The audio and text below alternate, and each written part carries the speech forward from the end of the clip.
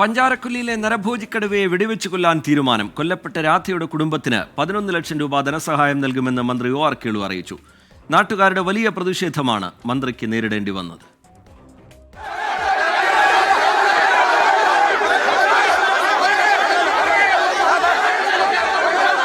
നാട്ടുകാരുടെ വൻ പ്രതിഷേധത്തിനാണ് പഞ്ചാരക്കൊല്ലി സാക്ഷ്യം വഹിച്ചത്. കടുവയെ കൊല്ലാതെ മൃതദേഹം മാറ്റാൻ സമ്മതിക്കില്ലെന്നും പ്രതിഷേധം അവസാനിപ്പിക്കില്ലെന്നും നാട്ടുകാർ. അപ്പൊ ഈ പുല്ലിനെ കൊണ്ട് ഇങ്ങനെ ഇട്ടാലേ ഞങ്ങൾക്ക് ജീവിക്കാണോ? അതുകൊണ്ട് പുല്ലിനെ പോയി പിടിക്കട്ടെ അവരെ. സ്ഥലത്തെത്തിയ മന്ത്രി ഒ ആർ കേളുവിന് നേരെയും കടുത്ത പ്രതിഷേധം. പ്രതിഷേധക്കാരെ ശാന്തരാക്കാൻ മന്ത്രി ശ്രമിച്ചെങ്കിലും കടുവയെ കൊല്ലുമെന്ന ഉറപ്പ് വേണമെന്ന നിലപാട്.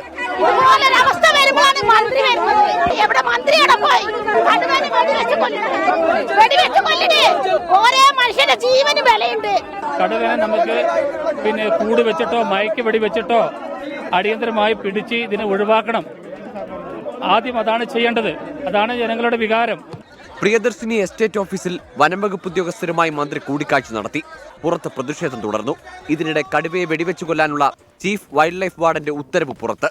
ഇക്കാര്യം മന്ത്രി അറിയിച്ചു. ഉദ്യോഗസ്ഥർ ഇപ്പോൾ കൂട് വെക്കാനുള്ള നടപടിയിലേക്കാണ് ഇപ്പോൾ കടന്നിട്ടുള്ളത്. അപ്പം എത്രയും പെട്ടെന്ന് കൂട് വെച്ച് പിടിക്കുക ഒരു വശം നമ്മൾ നോക്കും. മറ്റേ ചില ഓർഡർ ഇറങ്ങുന്ന മുറയ്ക്ക് നമ്മൾ വെടിവെക്കാനുള്ള നടപടികൾ നമ്മൾ മറുവശത്ത് ശ്രമിക്കും.